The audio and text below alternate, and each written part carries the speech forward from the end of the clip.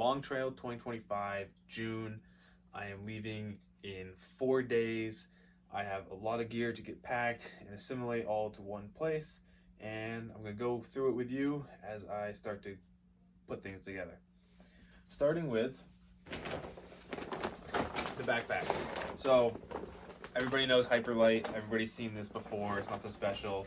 I decided to go with the Junction because it takes that nice big breathable pocket you get on the Wind Rider, and also the durability of the Southwest on pockets, because when I'm walking through the nice thick corridors that we're going to be getting up here in the Northeast, I don't want those spruce branches catching the mesh and ripping holes in the side pockets. So when I get the water bottle in there, it should slide right off. Moving to this from a Osprey Atmos. Absolutely love my Atmos, but I've kind of outgrown it. It sits more on my shoulders now, less on my hips. Definitely feeling it in my back.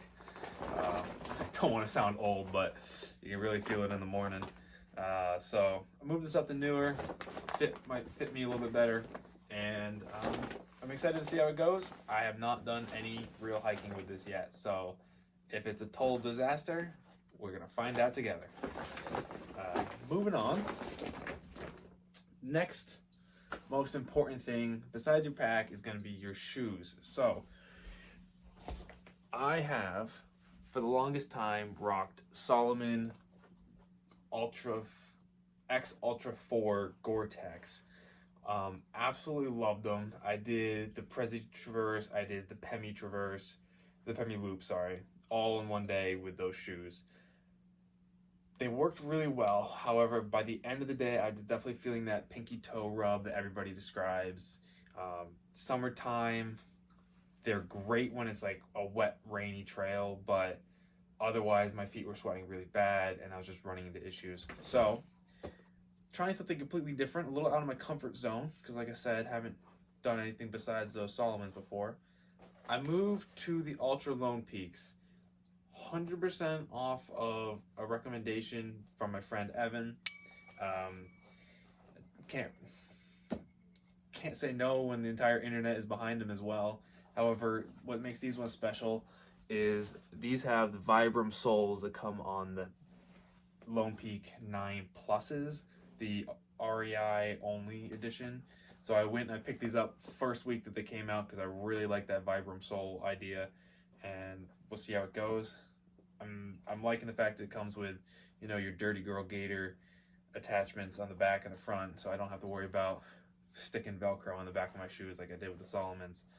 But we're gonna see if these work really well for the long trail. Hopefully, I will continue to use them for the AT next year. Otherwise, I'm looking at the Topo Athletic Traverses as well. If these don't end up working out, I'm going to be switching to those, but that's a later video. So behind your backpack and shoes is going to be your sleep system. So biggest part, everybody's got one these days. Revelation equipment. Enlightened equipment. This is the Revelation. It's down quilt. Nice orange, visible. But also, I went with the Revelation because it has that open foot box, so I can use it as just a blanket. I'm a really hot sleeper, so 30-degree quilt with just the blanket function is going to be perfect in June when I'm hiking, because 50-degree nights aren't going to be totally out of the ordinary, so I don't want to be sweating too bad. I'm going to be stinking honestly, I'm going to smell bad enough, so I don't need to worry about that when I'm sleeping.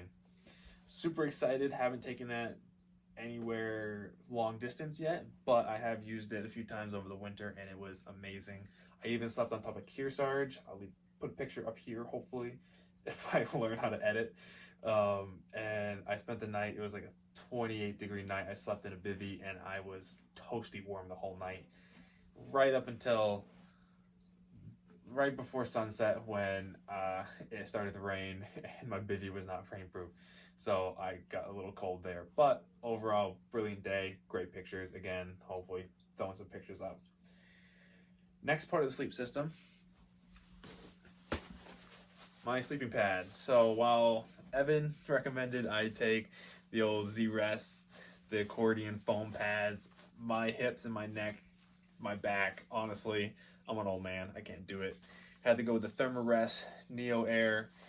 I don't think this was the best option simply because I don't fit on it 100%. I'm only 5'9". I got the normal, regular width, length, everything, and I barely fit on this. Like, it's not going to be 100% comfortable. Definitely looking to move towards the Thermarest Neox, I think it is. I'll put the what it is down here. It's the wider, longer version. I'm moving to that because it fits my tent perfectly, but more on that in a second. This, however, is quite comfortable, 3 inches thick. Takes a little bit to set up, but it's totally worth it when I don't have to worry about my back being absolutely trash in the morning because I'm sleeping on that much foam. Continuing on with the sleep system, got my pillow. Absolutely love this. The Eros pillow by Sea to Summit. It only weighs 2.3 ounces. It doesn't make any noise. I would recommend it to anybody that has neck issues when they're sleeping. However, $50 is a little expensive, but I've had this for 2 years now.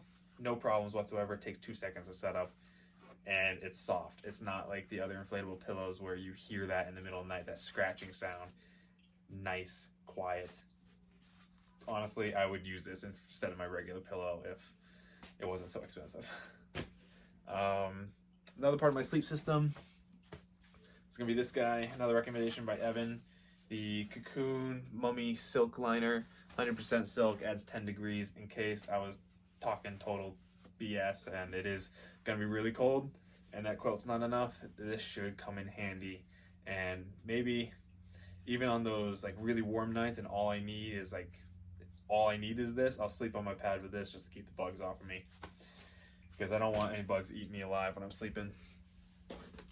And now you might ask, why don't you just sleep in your tent? Your tent has a bug screen on it. Well, I don't plan on using my tent that much. I really am going for fast through hike here. I don't want to have to set up my tent and all that, which total lazy move, but I'm also planning on stopping at many shelters, and it's not going to be a lot of place to set up my tent unless the shelters are full.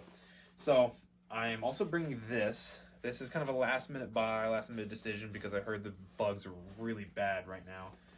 This is, honestly couldn't tell you. It is 3-4 ounces of bug net that just drapes over you when you're sleeping. Should keep me safe. Hopefully, we'll see. If it's pointless and weighs too much, I'm gonna get rid of it. But for right now, I think it's safe to have that because I will not be using my tent, which is this beauty, and not using it is atrocious because this thing costs a pretty penny. The old MSR Free Light 1 weighs 1 pound, it says 10, but it's only like 15 in the bag. So like 1 pound, 15 ounces, nice, small, compact. This thing is beautiful, and like super easy to use. I've used it a couple times already. Still got a tag on it though. I don't know. I just don't think I'm gonna be using that much on this trail. Hopefully that's a good thing and it stays in one piece and I get to use this on the AT next summer. So that's that should be it for my sleep system. Moving on to food. Let's go to food. Another Evan recommendation. Honestly, a lot of this stuff you'll see that I'm grabbing is from his experiences on the long trail himself, as well as the AT. I'll put a link down in the description to his video where he goes through all the stuff he took with him on the Appalachian Trail. One of them being his Ursack bear bag and plastic, whatever this is called. This is just the scent-proof bag that goes inside of this. So this is the XL. It is supposed to hold up to 5 to 7 days of food, and honestly, it's looking a little small now that I'm like holding it in person and trying to put some food in it. But at the same time, should be all right. I'm gonna be doing a lot of supply drops on this, which sounds so stupid. I know it's only 276 miles, but I do have a bit of a time crunch, and to save myself some time, instead of going into town, I'm gonna have meals dropped off to me on the road. So, for that reason, I went out and I bought this. This right here is a 14-day supply of Mountain House meals, with a few special ones, extra, like peach cobbler, that I bought myself, thrown on top. So this is what I'm going to be starting the trail with, and hopefully getting in my supply drops. I know it's a bit ridiculous, but again, hopefully it's going to be saving me that time that I need to get this trail done. I only have 18 days, not a lot of experience through hiking, so 18 days brings out about 16 miles a day, so doable, seeing as I've done the Pemi and the Prezi, but never with 30 pounds of water and food and gear on my back.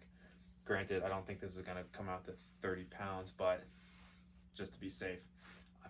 I also picked up today a lot of the essentials, just to fill in the gaps.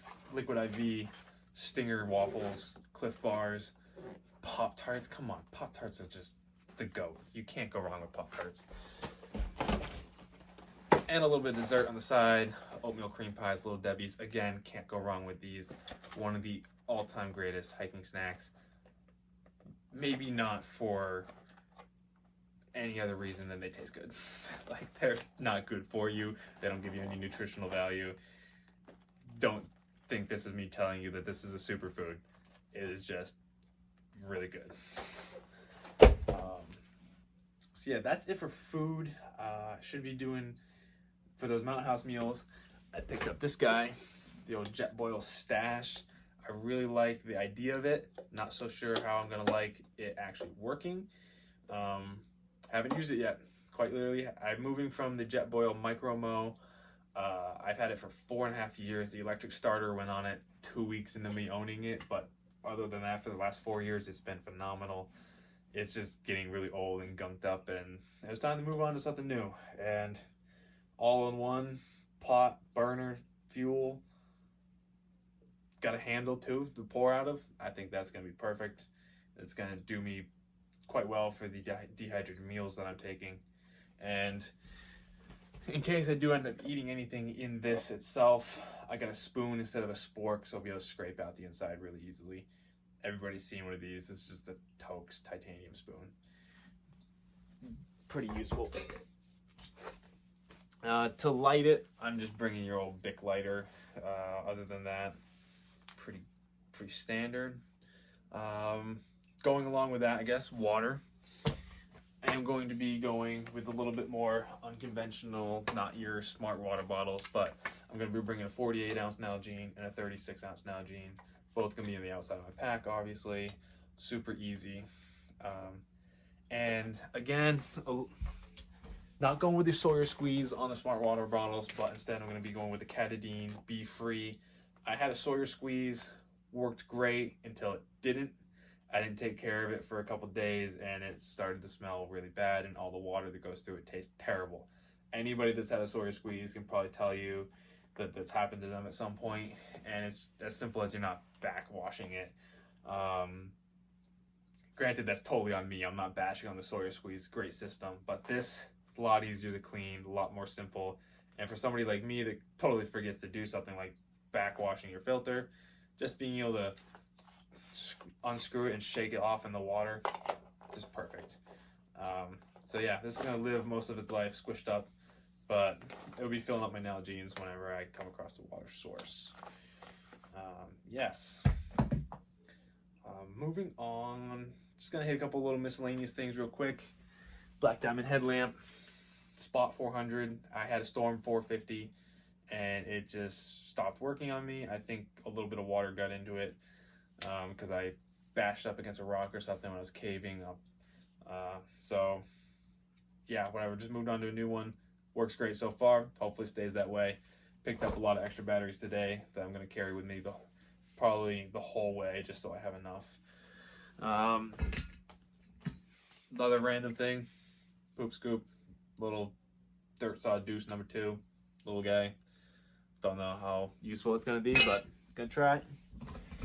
For my electronics, I went with a dual charging block with 2 cords, so I can charge twice as fast 2 separate banks. So instead of having one bank that takes a super long time, I have 2 banks that take an alright amount of time, so I'm charging twice as much power at the same time. Hopefully that works. I think they're 10,000 milliamp hours or whatever it's called. These are just your Anchor batteries. The other thing was these were on like 50% off, so I got it for like $20 for all of this, which is pretty good when it comes to power banks and stuff. So not the lightest, however. These are both 8 ounces, so I got a whole pound just in electronics. Kind of yikes, but whatever. I think it's a pound with this included, so not the biggest deal, not as too excited about it, but should be whatever. And then for my phone, I can just use one of these when it's not charging the power bank. Another thing that's kind of heavy, just me, I can't go anywhere without a knife, multi-tool, something. Like EDC is just something that I live with. So bringing the Leatherman weighs a bit, but I think it's going to go on the outside of the pack. It won't be in the way of anything, and I'll probably forget that it's there and most likely lose it. So it's not like I'm going to be carrying it that long anyways, right? Not so sure about this towel.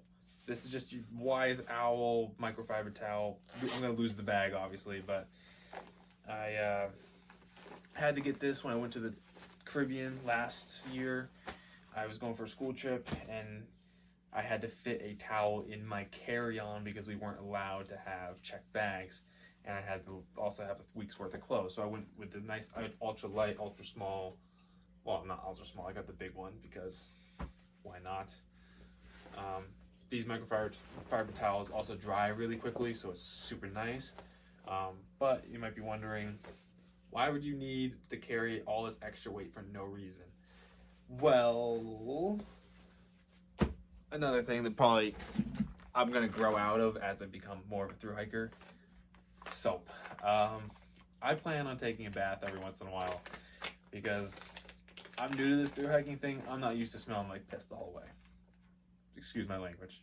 So I got some camp suds. This stuff is beautiful. Honestly, if it wasn't so expensive, I'd use it 24/7, 365. This stuff's good. Smells nice. Works great. Again, used it in the Caribbean. I used it in Baxter. I used it in like at Lake and Bagog. I used it on top of Washington. I used it in Colorado. It was great. Worked wonders, and I'm still on the same bit of camp suds from 2 years ago. So it's not a full 8 ounces. Don't worry. Another useless liquid, DEET, 100% pure cancer-giving DEET. Found this in a tackle box that I bought at a flea market years ago. Been using it ever since. I'm still on the same 2 ounces. It works wonders. Put a little dab on your hat. Beautiful. My hat will probably be bleached by the end because I'm going to be using so much of this with the bugs on the long trail right now. But if it works, it works. All right. So I think that ends it for most of the knickknacks. And to finish off, I'm going to go through clothes. So, pretty standard. Frog Talks rain suit. Probably going to take it out of the bag, but this is a top and a bottom. It's looking to be warm enough I don't need to bring the bottom, but I do also not like being completely soaked everywhere. So I might bring the bottom, still thinking about it.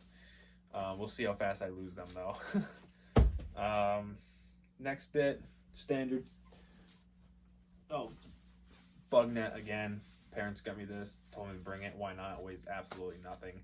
But if the bugs are really bad, I'll just put it over my head with the DEET. I'll be fine. Socks. Right now, we've had rain for the last 3 weeks straight. 27 weekends in a row we've had precipitation. So the trail is wet. As well as being one of the wettest through hikes in the country, the long trail is probably 100% mud at the moment. So 4 pairs of socks. I got one farm to feet, and then 3 darn tough. All work great. These ones are going to be more my around the camp, I think, and then the darn toughs are going to be my hiking socks. Nothing special there, right? As well as socks. Dirty Girl Gators. I think I mentioned them earlier. Just gonna try and keep my feet a little bit cleaner. Clean feet are happy feet, and happy feet carry you farther. So hopefully that will keep my feet nice and safe. Moving up, not looking to be too cold, so I do have a little bit of a wool hat. This is not warm at all, but it has a lot of sentimental value, so I will be bringing it. Why not? Weighs nothing, little wool hat. Now, is this waterproof bag? I'm not going to take it out because frankly it's a pain in the butt to get back in. Is a down jacket, long john, long pants, and a top. It is all the warm weather gear or cold weather gear that I would take with me on the AT if I started in February. However, I'm hiking the long trail and I'm doing it in June. I don't believe I'm going to need this. The down jacket seems a little bit much, and the long johns, I'm a pretty warm person. I usually don't get cold that easily, and honestly, if it gets freezing cold at camp, I'll just take my quilt, open it up, and just wrap it around me like a blanket, and I should be fine. But in case it is a little chilly, so yeah, I don't know if I'm bringing that. I think I'm going to have it packed up and ready with one of my supply drops if I need it. I could just give my dad a call and he'll bring it to me. Total whip move, I know, right? But for warm layers, I will be bringing this with me. This is a 1 of 1. I love saying that. Thuya. It is a Melly ripoff made in Vermont. I shouldn't say ripoff. This is kind of better. Unlike a Melly that doesn't stretch, this has a bit of stretch, conforms to your body a lot better. It is a 1 of 1 because it is a smaller, lighter grid pattern, so it's not as warm as your traditional Melly or Thuya, but it is perfect for June. It's nice and lightweight, but also super warm whenever it needs to be. For shirts, I'm bringing 2 just to be safe. This is a Walmart workout shirt I've had for like 20 years. It's just like super dry wick, green, whatever. And then this is my Project Climb t-shirt. This is what I'm going to be hiking with mostly. Mainly because I just love it. I think I did the Prezi and the Pemi in this shirt because it is just perfect. Can't go wrong. The standard t-shirt. Couple buffs just to be safe. Got the old Spinif and then just the regular white buff in case it's real windy, real cold. For sleep shorts, I am bringing a pair of Zero Foxtrot Ranger panties, also called Silkies. These things, many people have laughed, but many people have been corrected. They are amazing. They weigh nothing. They are super breathable, 100% silk. Some of the best things you'll ever sleep in. They are just wonderful to wear all together. Now, you might be wondering, why don't I just sleep in my underwear? I'm not bringing any.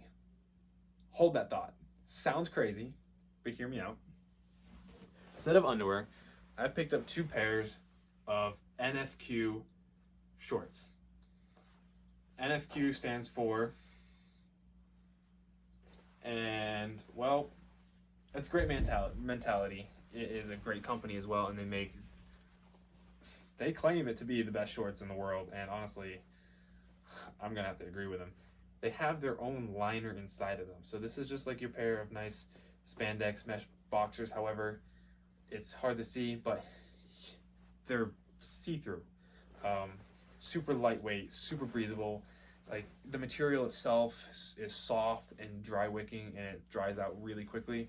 So I'm gonna have 2 pairs of these instead of a pair of underwear and a pair of shorts, so that in case one gets wet, I just throw in the other one, and then I can sleep in the Silkies. But these dry out really quick, super comfortable, and because you don't have that underwear or shorts, no chafing whatsoever. These liners are amazing.